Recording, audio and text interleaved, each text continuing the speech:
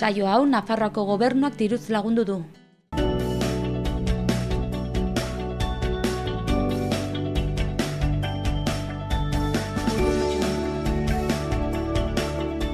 Arratsaldeon guztioi eta ongi etorriak Xaloa telebistara egunez egun Iruñerriko txaketa zaratak saioan gaituzue. Gaur asteazkena dugu, apirilak 26. Gaurkoan bi gonbidatu izanen ditugu. Lehenik eta behin Mikel Bezunartearekin izanen gara, Iratxe Kontsumitzaileak elkartetik etortzen zaigu kolaboratzaile hau, eta gaurkoan gasa eta lur klausulak landuko ditugu. Horren ondotik, korrika kontuak izanen ditugu, duela aste batzuk amaitu zen 20. edizioa, eta horretaz hitz egiteko Asier Biurru, Nafarroako korrikaren koordinatzailea izanen dugu. Hori baino lehenago egunero bezala ikus ditzagun lerroburu nagusiak Aitziber Iturriarekin. Arratsaldeon Larraitz, hauexe dira gaurko unak utzi dizkigun lerroburuak.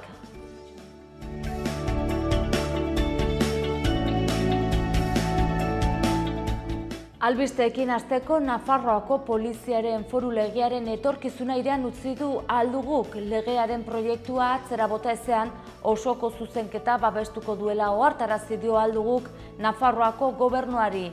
Bertzaleek gaur bertan jakinaraziko dute sortzez senegaldarra den, baina Iruñan bizi den herritar bat kanporatuko duten edo ez, babesa eman asmoz elkarretaratzea izan da goizean goiz epaitegi aurrean.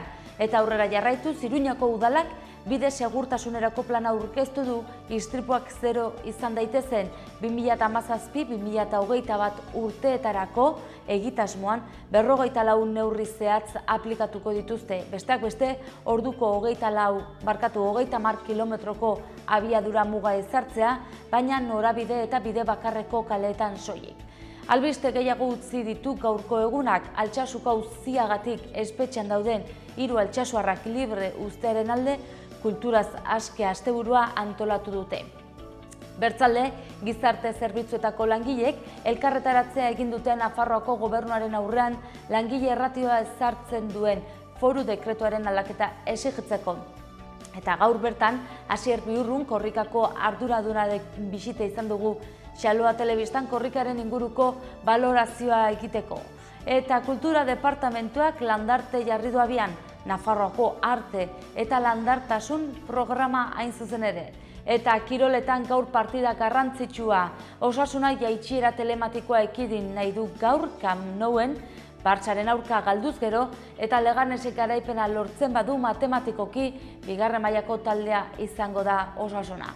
Eta albisteekin bukatzeko, Xake Produkzioa konpainiaren Mami Lebrun komedia dramatikoak emango dio hasiera gaur bertan antzerki aroari.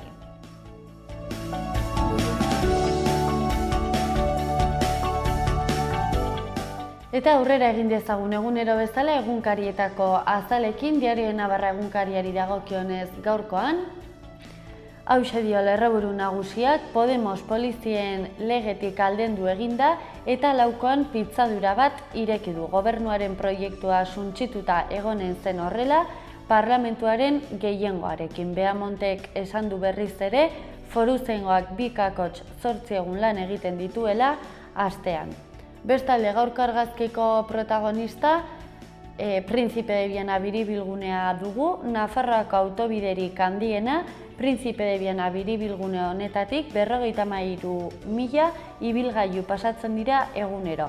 Jasaten duen trafikoa erkidegoko edozein errepidetakoa baina askoz ere handiagoa da. Eta bukatzeko beste bi albiste nabarmenduko ditugu azalari begira, Santiago Enciso ostalaritza kooperatibako hauteskundeak irabazi ditu, eta azkenik bukatzeko kirol kontuak, Osasunak ezinezkoa bilatzen du Camp Noun gaur partidua izanen da arratsaldeko 7:30. Aurrera egin dezagun Diario Notizia egunkariarekin, lerroburu nagusian politika kontuak, iruzurrak Rajoyren gobernua zipristindu du, Katalak Gonzálezi mezu bat bidali zion eta honen ondorioz hauxe dio lerroburu nagusiak. PSOE eta Podemosek Justizia ministroaren dimisioa eskatu dute eta Ignacio Gonzálezek barne ministroa deitu zuela ere aipatzen dute. Gainera, mezu horien edukia ere ikusi dezakegu eskuinaldean. Bestalde, iruzur kontuekin aurrera eginez, azkenaldian ez dugu besterik, Pujolen seme zaharrena kartzelara kapital iesagatik. Bestalde, gaurko argazkiko protagonistak foruzainak polizien legeari eutsi dio Beamontek Podemos aldendu eta gero atzeko foruzainen protesta ikusi dezakegu argazki nagusian. Bestalde, lerroburu txikiago batean, osasungintza programek oso maila altua eman diote Nafarroari gizarte kohesioari dagokionez. Eta bukatzeko goiko aldean argazki batez lagunduta, Txejuna Txantreako senegaldarraren kanporaketaren aurka oldartu dira bizilagunak. Eta bestelako kontua gaurko gara egunkariko azalean, lerroburu nagusian hauxe dugu, EH Bildu koalizio izatetik mugimendu izateko bidea abian jarri du, prozesu berri bat irekiko da ekainaren 17ko kongresuan, antolakuntza eta zuzendaritza berriak ekarriko dituena. Alderdiek eta bilkideek erabakitzeko boterea izanen dute. Bestalde, gaurko protagonista nagusia Frantziako hauteskundeetako hautagaia dugu, Marine Le Pen, Macron Le Pen 11 egun askok uste dutena baino estenatoki irekiago. Argazkian Marine Le Pen ikusi dezakegu atzo Pariseko atentatuaren omenaldian egin zioten irudian. Eta bestalde, bukatzeko beste bi albiste gehiago, batetik Gernikari buruzko erreportaia eta editoriala dakarte gaurkoan, izan ere 80. urteurrena ospatzen da gaur bertan Gernika bombardatu zutenetik, eta amaitzeko Parisek ukatu egiten ditu Jonantza kasuaren akats larriak. Berri egunkariarekin aurrera eginez, lerroburu nagusian pobrezia kontuak, pobrezia arriskuan bizi dira 10-tik bat hegoaldean. 2015ean baino hobea da egoera, hala ere INE Espainiako Estatistika Erakundearen arabera, orain herritarren 9% daude pobrezia arriskuan, baina 2015ean 9,9% ziren Nafarroan eta 10,9% Araban, Bizkaian eta Gipuzkoan. Kirol kontua gaurko argazkiko protagonista nagusi, akabo azkeneko esperantza, Baskonia 88, CSKA Mosku 80. Euroligatik kanpo geratu da Baskonia partidua eta gero. Eta bukatzeko lehenago aipatutako gertaera bat, Franco goratu zuten hegazkinak, Kondor Legioak gaurko egunez orain dela 80 urte suntsitu zuen Gernika, gaur soldadu haien senide batzuk izango dira bertan, bombardaketa oroitzeko ekitaldian. Eta bukatzeko ikus dezagun gaurko Euskal Herri Erratiko Lagunen agerkaria.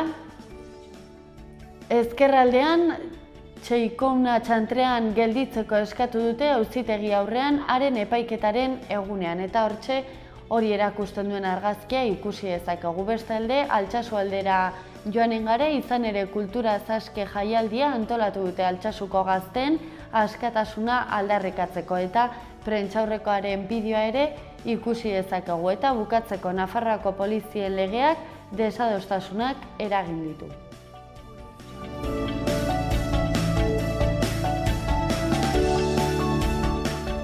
Apirilak 26 dugu gaurkoan asteazkenei ikus dezagun zenelako albisteak utzi dizkigun gaurko egunak Iruñan eta Iruñarrian.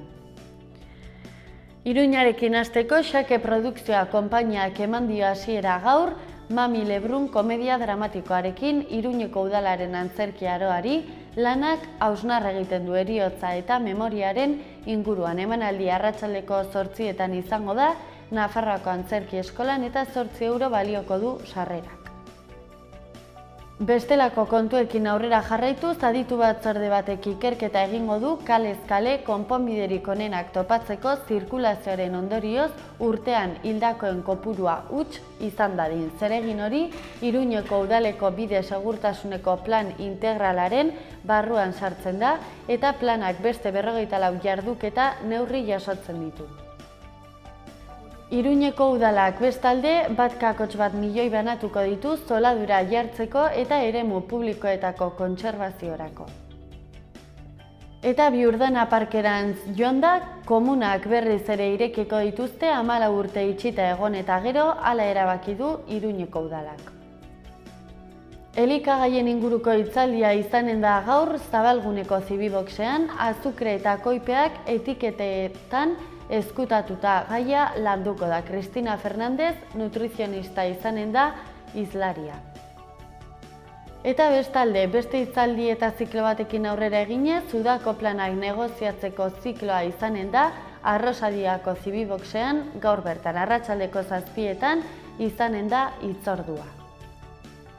Eta bestalde, oso ezagunez den hitz batekin aurrera eginez, gentrifikazioa edo auzoak suntsitzeko artea izanen da gaurko ingurumen hezkuntza museoko gaiaren ardatza. Kontzeptu hori hobeto ezagutzeko aukera arratsaldeko 7etatik aurrera izanen da.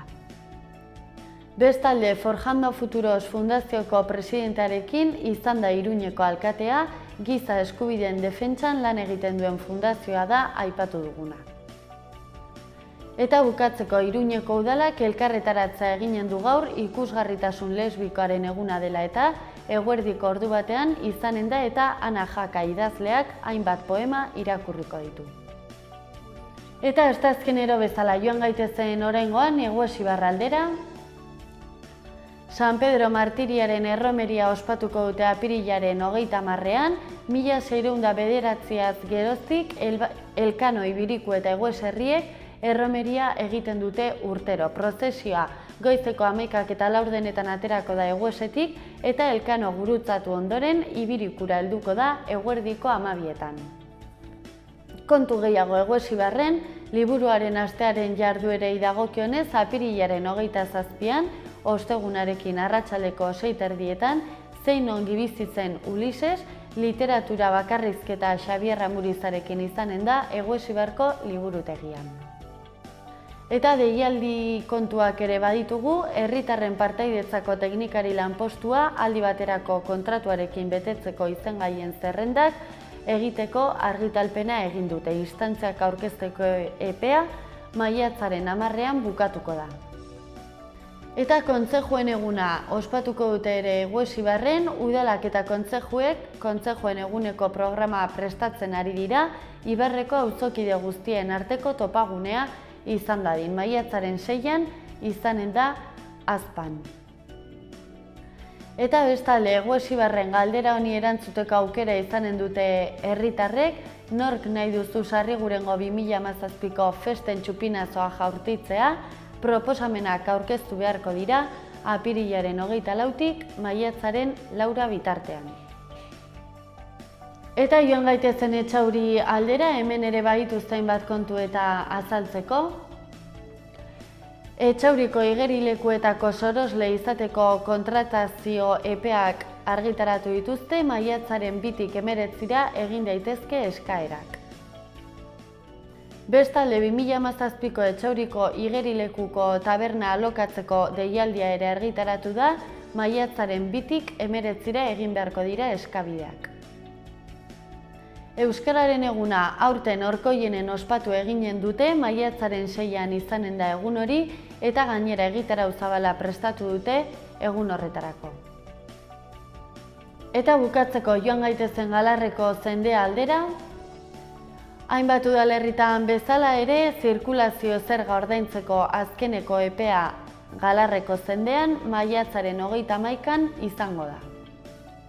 Magazinaren lehenengo zatia alde batera utzita, orain aurrera egin dezagun elkarrizketen tartearekin, kolaboratzaile bat lehenik eta behin Mikel Bezunartea, Iratxe kontsumitzaileak elkartetik etorriko zaigu, noizan behin etortzen den moduan, eta gaurkoan gasa eta lur klausulen gaiak landuko ditugu. Ondoren, Asier Biurrun, Nafarroako korrikaren koordinatzailearekin egoteko aukera izanen dugu, 20. edizio arrakastatsu honen inguruan egin duten balorazioa kontatuko digu.